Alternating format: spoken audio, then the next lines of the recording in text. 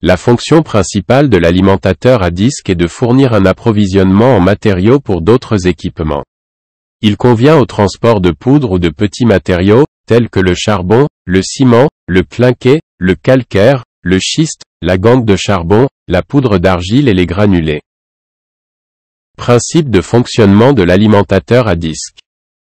Le chargeur de disque est composé du dispositif d'entraînement, de l'unité d'alimentation, du convoyeur à bande pour le dosage et du dispositif de dosage. L'alimentateur et le convoyeur à bande sont entraînés par un ensemble de dispositifs d'entraînement. Le dispositif d'entraînement de l'embrayage électromagnétique peut éteindre ou allumer le chargeur.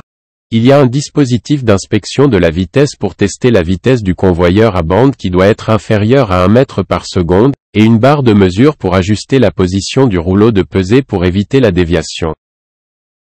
L'orifice d'alimentation du chargeur de disque est composé du manchon de réception et du manchon de réglage réglable sous le manchon de réception.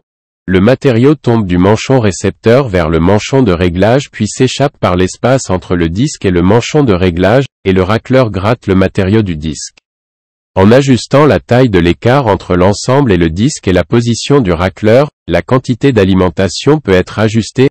La taille du manchon de réception et du manchon de réglage peut être déterminée par la quantité d'alimentation horaire du chargeur de disque et le rayon du disque.